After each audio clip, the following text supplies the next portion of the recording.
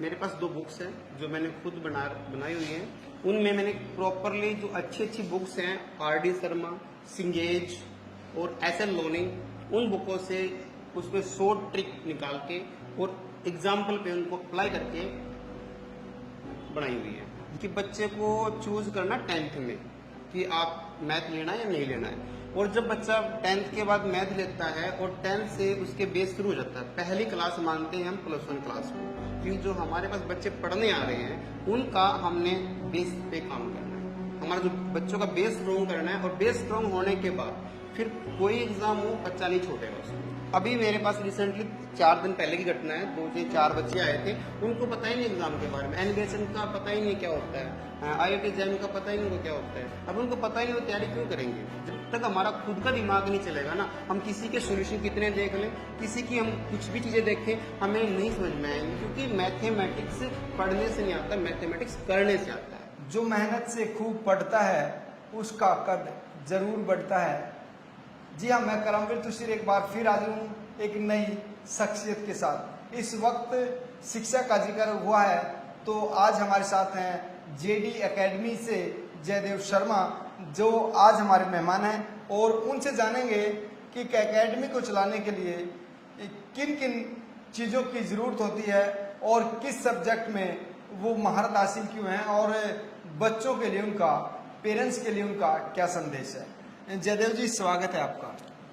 Thank you sir, और मैं आपके दर्शकों को अपनी तरफ से राम राम। जयदेव जी, आपका क्या सब्जेक्ट है? सर मेरा मैथमेटिक्स है। मैथमेटिक्स सब्जेक्ट है। मैथमेटिक्स के लिए मैं आपको बता दूं, आर्किमिडीज को गणित का जनक कहा जाता है और आर्यभट्ट को भारतीय गणित का, और जेडी एकेडमी के जो जनक हैं वो जयदेव शर्मा हैं। तो सर, हमारा पहला सवाल है, मैथ से बच्चे डरते क्यों हैं? सर मैथ से बच्चे डरते इसलिए हैं क्योंकि जब बच्चा स्टार्ट करता है पढ़ना तो उसके जो बेस होते हैं ना, बेसिक जो कंसेप्ट होते हैं, और वहाँ पे अगर कमी रह जाती है तो बच्चे को फिर धीरे धीरे वो जो कमी है वो ज़्यादा हो जाती है, और ज़्यादा कमी होने की वजह से बच्चे की जो मैथमेटिक्स है उससे रुचि हट जाती है। तो इस वजह से बच्चे को थोड़ा सा टफ लगता है कि हाँ ये चीज़ थोड़ी सी टफ हो रही है मेरे लिए। अदरवाइज अगर बच्चा बिल्कुल अच्छे से बिल्कुल एक एक कंसेप्ट को पढ़े और धीरे धीरे आगे चले तो उसके लिए बहुत ईजी हो जाता है sir. Mathematics is 5 pen and copy, इससे आप कितना ताल्लुक रखते हैं, क्या कहेंगे इसके बारे में? सर मैथमेटिक्स के साथ पेन और कॉपी का तो बहुत ही गहरा संबंध है, इसके बगैर तो मैथ हो ही नहीं सकता। क्योंकि जब भी हम कोई भी काम करते हैं, कोई भी प्रॉब्लम को फेस करते हैं मैथमेटिक्स की, उस पर जब हम काम कर रहे होते हैं तो हमें पेन कॉपी तो मस्ट है, क्योंकि जो प्रॉब्लम उसको लिखते हैं, उसके ऊपर सोचते हैं, विचार करते हैं, तभी हम उसके ऊपर कुछ अच्छा कर पाते हैं। अच्छा, आपके पास कोई ऐसा शॉर्ट फार्मूला है जिससे बच्चे मैथ का जो हवा है या डर है वो निकल जाए? हाँ सर, इसके लिए जो आपने शॉर्ट ट्रिक की बात करी, मेरे पास 2 बुक्स हैं जो मैंने खुद बनाई हुई हैं।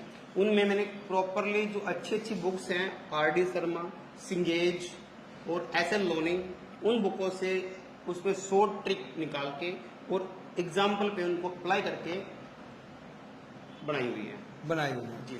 तो मैथमेटिक्स बेसिकली देखा जाता है, एक बच्चा फर्स्ट क्लास से स्टार्ट करता है जी, और 12th तक उसकी 12th के बाद उसकी चॉइस होती है वो मैथ हाँ, ले या ना ले। जी। तो मैथ एक आम जिंदगी में कहाँ तक जरूरी है? सर एक आपने क्वेश्चन किया कि बच्चा फर्स्ट से स्टार्ट करता है 12th तक जाता है। मैं एक बात और ऐड करना चाहता हूँ इसमें कि बच्चे को चूज करना 10th में कि आप मैथ लेना है या नहीं लेना है। और जब बच्चा 10th के बाद मैथ लेता है और 10th से उसके बेस शुरू हो जाता है, पहली क्लास मानते हैं हम +1 क्लास को, क्योंकि अगर हमने हायर मैथमेटिक्स में कुछ अच्छा मुकाम हासिल करना है, अच्छे एग्जाम क्वालिफाई करने हैं, तो उसके लिए जो +1 क्लास है पहली क्लास है, और जो +2 क्लास है उसकी सेकंड क्लास है। अगर किसी बच्चे का दोनों क्लासों में अच्छा बेस बन जाता है तो वो सबसे बड़ी उपलब्धि है बच्चे के लिए। और अपनी जो एकेडमी है वो सिर्फ इन 2 क्लासों पे जबरदस्त फोकस करती है, और हम बच्चों को बिल्कुल बेस से उठाते हैं, जहां पे उसका बेस बनना होता है ना, वहां से बच्चों को लेके चलते हैं, और उन बच्चों के फिर अच्छे अच्छे रिजल्ट में हम इसी तरीके से कन्वर्ट कर पाते हैं जब वो वहां से अच्छी मेहनत करते हैं। अच्छा, जेडी एकेडमी का मोटिव क्या है और कौन कौन से सब्जेक्ट को आप लिए हुए हैं? सर हमारा जो मेन मोटिव है, वो हमारे पास जो सब्जेक्ट हैं वो है एक मैथ, फिजिक्स और केमिस्ट्री। 3 हमारे पास टीचर्स हैं, ठीक है सर। और हमारा जो मोटिव है वो यही है कि जो हमारे पास बच्चे पढ़ने आ रहे हैं उनका हमने बेस पे काम करना है। हमारा जो बच्चों का बेस स्ट्रॉन्ग करना है, और बेस स्ट्रॉन्ग होने के बाद फिर कोई एग्जाम हो बच्चा नहीं छोड़ेगा उसको।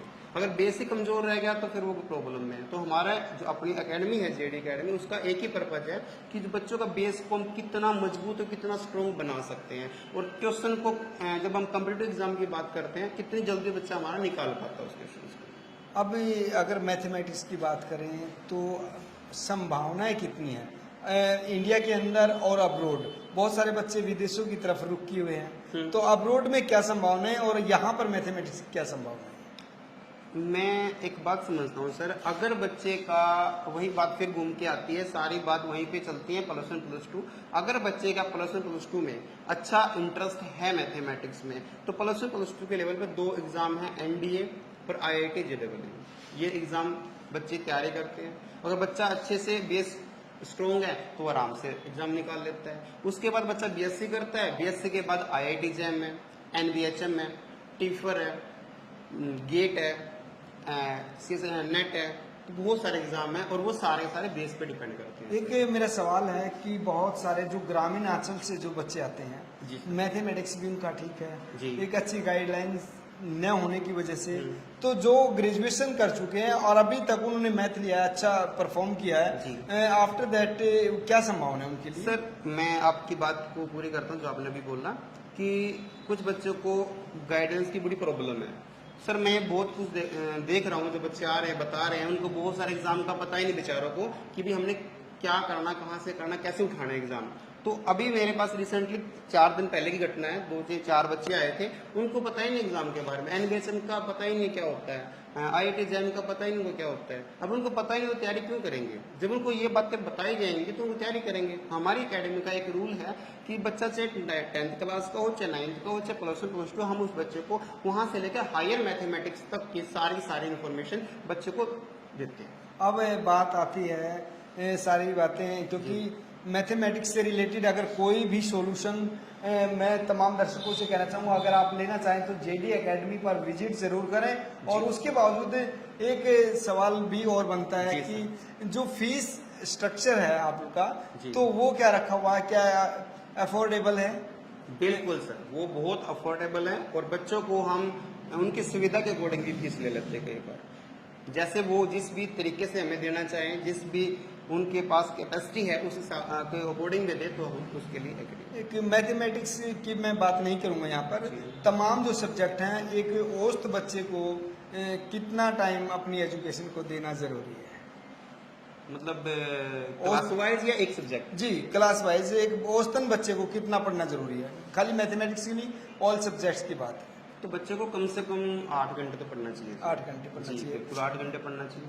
आप एजुकेशन की तरफ से कहें कि जो आज सोशल मीडिया का ज़माना है और बच्चे मोबाइल के जो यूजेस कर रहे हैं, उनको आप कहाँ देखते हैं? क्या एजुकेशन के साथ ये न्याय हो पा रहा है या ये कहीं बाधा का काम कर रहे हैं? ये जो आपने बताया बहुत ही अच्छा क्वेश्चन आपका, और इसने बहुत बच्चों को बाधित किया हुआ है मोबाइल फोन ने। इसके लिए क्या है कि बच्चे यूट्यूब पे चले जाते हैं, वहाँ से थोड़ा देखा फिर कुछ और देखने लग जाते हैं, वो बहुत बड़ी प्रॉब्लम है। आप फिजिक्स पढ़ रहे हो, केमिस्ट्री पढ़ रहे हो, मैथमेटिक्स पढ़ रहे हो, तो अपने फ़ोन को बंद करें, साइड में रखें और अपने खुद के दिमाग को यूज करें, क्योंकि जब तक हमारा खुद का दिमाग नहीं चलेगा ना, हम किसी के सॉल्यूशन कितने देख लें, किसी की हम कुछ भी चीजें देखें, हमें नहीं समझ में आएंगी, क्योंकि मैथमेटिक्स पढ़ने से नहीं आता, मैथमेटिक्स करने से आता है। जब तक हम हमारी पेन कॉपी को नहीं करेंगे, अपने काम यूज नहीं लगाएंगे, तब तक हम उसको अच्छा कर ही नहीं पाएंगे। तमाम पेरेंट्स से आप क्या कहना चाहेंगे? कोई संदेश आपकी तरफ से? मैं पेरेंट्स को एक ही बात बोलना चाहता हूँ कि वो अपने जो बच्चों पे है ना, उनके जो बेस है, बेसिक कंसेप्ट है, उसके ऊपर पूरा फोकस कराएं, क्योंकि जब तक बेस आज बच्चे का अच्छा नहीं बनेगा तो वो बच्चा एजुकेशन की तरफ नहीं जा पाएगा। अब जिस बच्चे का बेस अच्छा होगा, उसका इंटरेस्ट अच्छा बन गया, तो उसको तो फिर हम रोकेंगे तब भी नहीं रुकेगा। वो बच्चे का बेस अच्छा रोकने के बाद भी नहीं रुक पाएगा, तो खुद ही पढ़ लेगा फिर तो हमारा मेरा तो सबसे पूरे सफेदो वासियों से यही अनुरोध है कि अपने बच्चे का मतलब बेस के ऊपर फोकस कराएं, न कि नंबरों पे डिपेंड करें कि बच्चे का नंबर ज्यादा है, इसका कोई मैटर नहीं करता। बच्चे का बेस स्ट्रॉन्ग है तो नंबर अपने आप ही आने से। और आखिरी सवाल, ट्यूशन एक बच्चे के लिए कितना जरूरी है आज के टाइम में?